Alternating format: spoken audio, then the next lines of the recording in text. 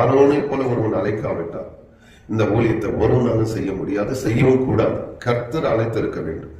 ஒரு ஊழியத்தில் உங்களை கர்த்தர் அழைத்திருந்தால் அந்த ஊழியம் வெற்றியின் ஊழியமா இருக்கிறோம். நாளுக்கு நாள் வளர்ச்சி அடையும், பொருளாதார தேவைகள் சந்திக்கப்படும், ஊழியத்திலே சமாதானம் உண்டாகும், சந்தோஷம் உண்டாகும், மகிழ்ச்சி உண்டாகும். அதுதான் கர்த்தர் தருகிற ஊழியம்.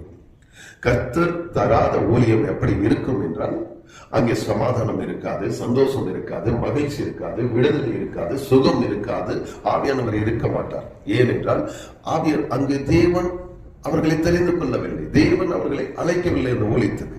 இவர்களாக அநேக வாலிபர்கள் பல செமினார்களுக்கு சென்று வந்து 5 நாள் 10 நாள் 40 நாள் 3 மாசம் ஒரு 6 மாசம் இப்படி சென்று வந்த உடனே தங்களை ஒரு தீர்க்கதரிசியாக அப்போஸ்தலர்களாக முத்திரை குத்தி கொண்டு தேவன் அழைக்கப்படாத இருக்கிற பட்சத்தில் இவர்களே தங்கள் அழைப்பை தெரிந்து கொண்டு நான் ஒரு தீர்க்கதரிசி, நான் ஒரு அப்போஸ்தலன் என்று சொல்லிக் கொண்டு ஏமாற்றிக் கொள்கிறார்கள். அப்போஸ்தலர்கள் தீர்க்கதரிசிகள் எப்பேற்பட்ட ஊழியம்!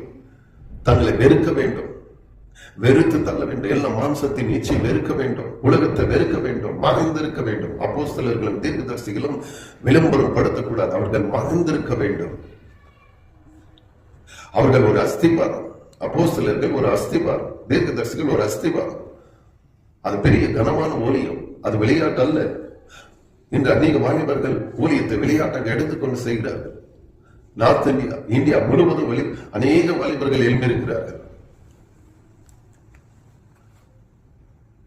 ஐயா டிஜிஎஸ் தினகரன் ஐயாவுடைய நாட்கள்ல ஊழியத்தை பாருங்க, எவ்வளவு அழகாக இருந்தது. ஊழியம் என்றால் கனமாக இருந்தது, மரியாதை கொடுத்தார்கள் ஜனங்கள். ஊழியக்காரன் என்றால் அநேக இந்து சகோதரர்களும் மரியாதை கொடுத்தார்கள், கனப்படுத்தினார்கள். இன்று அப்படிப்பட்ட நிலைமை இருக்கிறதா? ஊழியர்களை இன்று அநேக ஜனங்கள் பரியாசம் பண்ணுகிறார்கள், அந்நிய ஜனங்கள் பரியாசம் பண்ணுகிறார்கள். இதற்கு காரணம் யார்? என்று எழுந்திருக்கிற அநேக வாலிபர்கள் தான்.